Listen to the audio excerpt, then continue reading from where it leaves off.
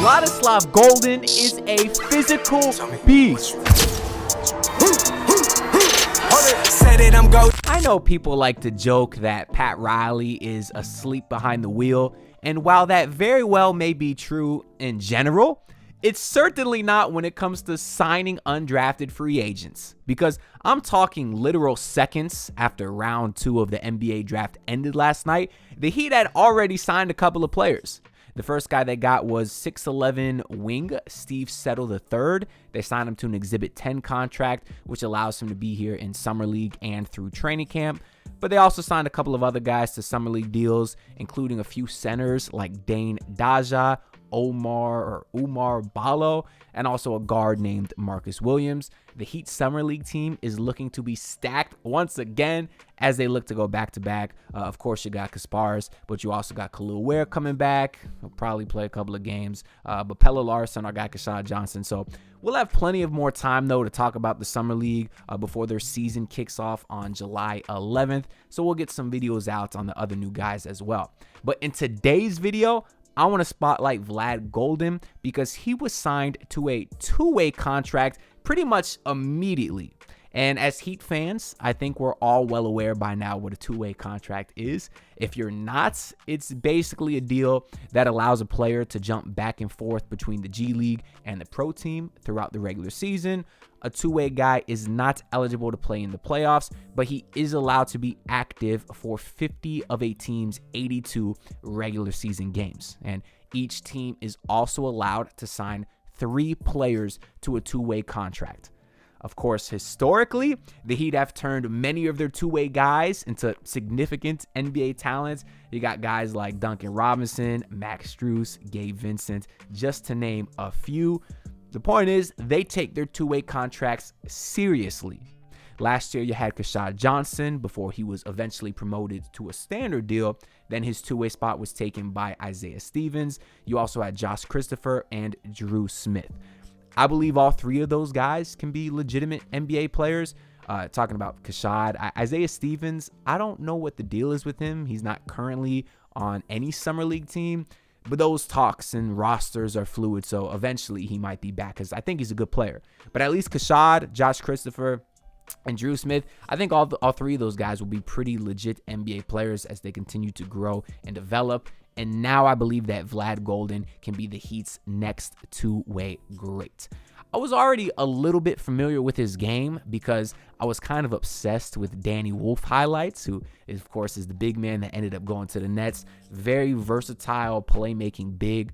But at Michigan, he played next to Vlad, another 7-foot player, and those two had a great connection. So just from watching Danny Wolf highlights, I was familiar. If you watch Vlad Goldin highlights, which I won't put any in this video because I'm tired of getting demonetized. Seriously, like 60% of my videos in the last month have been demonetized, which it does hurt a little bit, but the most important thing is that y'all like the video and subscribe. So if you could at least do that for me, I do appreciate it. But if you watch any Vlad Goldin highlights, there's like a 90% chance that his bucket is going to be assisted by Danny Wolf. But today's video, I wanted to do a bit of a more of a deep dive into Goldin so we can learn some more about him. Now, I know he was mocked number 59 to Bleacher Report. He was 55 on Yahoo, number 52 on ESPN and Tankathon. So he was projected to be a very late second-round pick. My guy Nick Rohoff from Heat Report on Chat Sports, he had him at number 45 on his personal big board. So the point is here, a lot of publications had him going in the second round. So I think getting him as an undrafted player actually isn't bad value because he can play right away. Now, he better be able to play right away because he's already 24 years old. So he's not the type of prospect with a ton of potential to grow. But what he is someone who has a defined skill set and legit NBA size. He was invited to the combine where he measured 7 feet without shoes. So he'll probably be listed as 7'1", 7'2" in the league. So definitely one of the taller players. Did have a positive wingspan that came in at 7'5" and weighed 253 pounds. Now, Vlad grew up in Russia, but he did go to high school in Connecticut before committing to Texas Tech as a 4-star recruit. So definitely had some clout going into college. Didn't play much at Texas Tech as a freshman, but then he transferred to FAU, where he played 3 seasons and pretty much improved every year, and was kind of an important part to their team that went to the Final Four. So there is a history that shows that his play can help lead to some success. I mean, literally, that we all remember the shock that Final Four FAU team was coming out of Boca to the Final Four. It was awesome living down here. Even though I'm not an FAU fan, it was fun to root for the local underdog, and Vlad Goldin was on that team. I keep wanting to call him Al Goldin. That's like the one downside is the last time we had a Goldin in Miami, he sucked and he would sweat through his dress shirts and it was real nasty. Of course, that was the old Miami Hurricanes football coach. I know Goldin was spelled different, but I'm trying my best mentally to not say Al Goldin. Sometimes it's hard to think and speak with the camera on, and I'm trying to look at my notes and also the camera. That's why in yesterday's video, where we talked more about Kaspars, I said something like Lithuania is in Madrid. I don't know what the hell I was saying, but anyways, he did play. We said he played 3 seasons at FAU, but then he actually followed his head coach, Dusty May, to Michigan when May transferred over there, and that's where Vlad played his super senior season, and he was even better. So that was a very encouraging sign. A lot of times players will be at a small school, transfer to a bigger school, and the production doesn't quite match.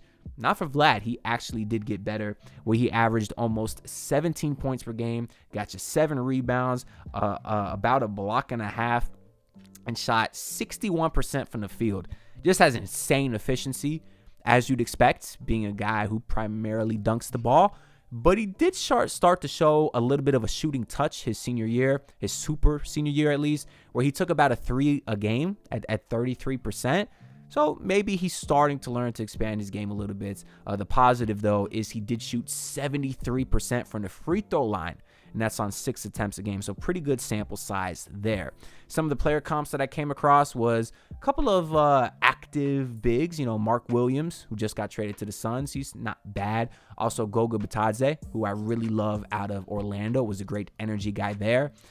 Another player comp I saw that is probably like Vlad's ceiling, which is very, very unlikely that he actually reaches this or anywhere close to it. But I did see Ivica Zubac, who was a former second-round pick, and he worked his way up over the course of several years in this league to get to, top 5 big man status that he probably is now. I don't know. I'd have to think about it, but he's a great center, right? So if Vlad can become a fraction of that, you're talking about a guy who could be a legitimate NBA role player. Did see a couple of Heat comparisons, too. I saw Dwayne Dedmon, who we make fun of Dwayne for the way things ended here and the massage gun and everything, but he was a good player at first, and they got him when he was older. I'd imagine a younger Dwayne Dedmon might have lasted a little bit longer. Then I also saw Omer Yurtseven, who was another project big man by the Heat, who didn't quite turn into the player I thought he would. I thought he'd actually be a really good NBA player because he came in as someone who could rebound, had post game, could stretch the floor a little bit. I don't love that comparison for Vlad, just because I think there was a bigger sample size of Omer Yurtseven shooting. In college, he actually took about 1.5 threes a game. So he was a little bit more of a floor spacer than I think Vlad is at this point, but the potential is there. I know the Heat couldn't really develop Omer before he went over to Utah. Maybe they can kind of do that with Vlad just to kind of get him into a legit role player. I think that would be the goal for Vlad Goldin. Some of the strengths and weaknesses that I saw, we're going to read the ones that Kevin O'Connor had in his Yahoo article. I know he was just hating on the Heat for taking Kaspars, but that's because he's a Heat hater. These are the ones that he listed prior to Vlad signing with us. And of course, I'll share my personal opinion as well based off my independent research. The first strength he had listed, though, was his shooting upside. Mentions that Goldin started shooting threes as a senior. Only took 33 attempts, made 11 of them. But it's progression, the fact he's starting to expand his game a little bit. And also we mentioned his his free throw percentage earlier. That pretty much increased every year and got to a point that I think is really good. 73% for a big man on decent volume. That's something that does show some potential. They also note that in college, he made 53% of his 300 hook shots and runners.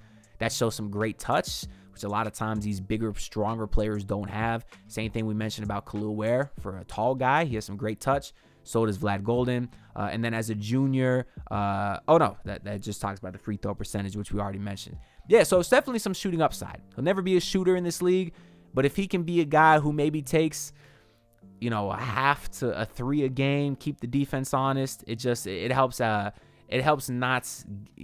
allow for some spacing to be there. I guess you want some semblance of spacing, at least be somewhat reliable so the defense doesn't play off you 20 feet like they do Rudy Gobert, for example. That's all you're hoping for with Vlad. The next strength they have listed is his at-rim finishing. Says he was an efficient scorer at the rim with a variety of post moves and toughness and feel for scoring against contact. Very physical player. I mean, that's the part that really jumped out at me when I started watching him. He's no Thomas Sorber with the footwork, but he's a guy who's not afraid of contact. The Heat need some more of that. They need some more toughness and Heat culture. We've been talking about it. I think Vlad is that type of guy because the last strength they have listed is his motor. Since he plays hard, plays with emotion, if he's able to improve his quickness, he could end up as a solid interior defender and rebounder. I already think he's a good rebounder because of his size and effort, but just in general, he'll be an energy guy like Dwayne Dedmon was here, like Thomas Bryant was here. If you can get one of those guys while they're a little bit younger, or someone of that archetype when they're a little bit younger, like I know we said Vlad is 24, but he's younger than Dwayne Dedmon was when Dedmon came here. You know what I mean? So if they could sort of develop those guys, Birdman is another guy that worked out really well for the Heat and that type of energy big archetype. I think Vlad does have that kind of potential as well. The weaknesses it lists is his perimeter defense. He'll struggle against stretch bigs. He might get kind of killed into the pick and roll. They'll kind of cook him on switches. That's fine. Any backup big you get, that's likely going to be the case, which is why he'll never be a heavy minute guy. But I still think he can be used in spot minutes when you need some size. He'll just never be a perimeter defender. It does say a weakness of his is his athleticism. He's not the most versatile. I saw his max vertical leap was 30 inches, which is not, it doesn't jump out at you, but he's not afraid to use his size and physicality. So that makes up for some of the athleticism that he lacks. And then finally, it shows his last weakness is passing. He had 95 assists to 236 turnovers in college. A negative assist to turnover ratio is very bad, but he's going to be a play finisher, not a play starter or playmaker. So that's fine. I at least like the fact that he seems to maybe be a willing passer, unlike what my guy Hassan Whiteside was here. Because if you have a guy wide ass open, you want Vlad to be able to find him. I think he can do that.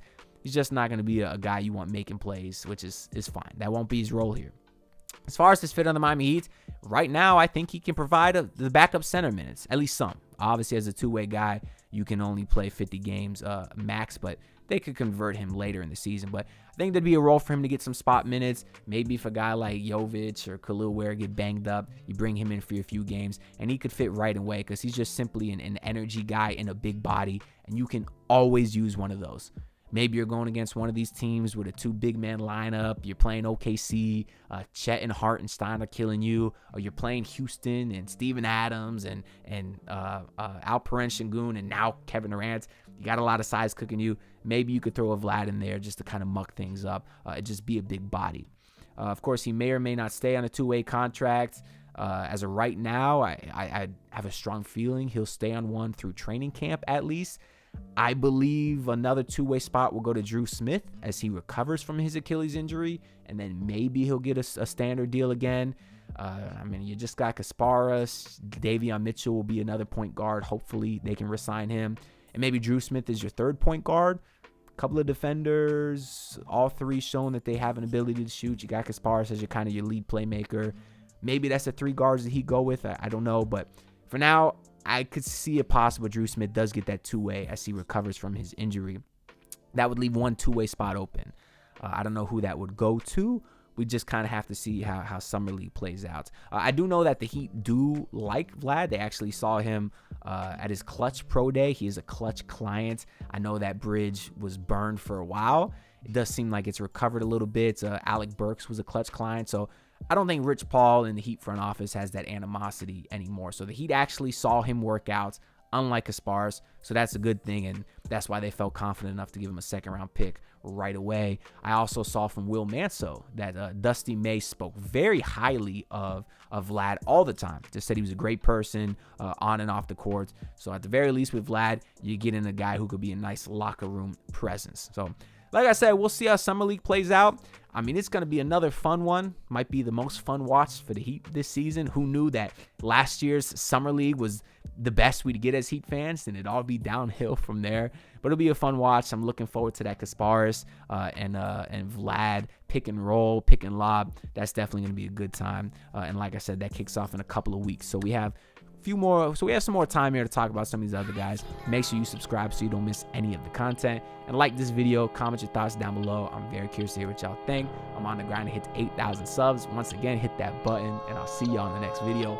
Peace out, everyone. Look, pull up in your city tryna get that dead face. Do it on my own, I don't need no dead weight. Had to kill him off, yeah, I need a head space. You know this homegrown bitch don't offend me.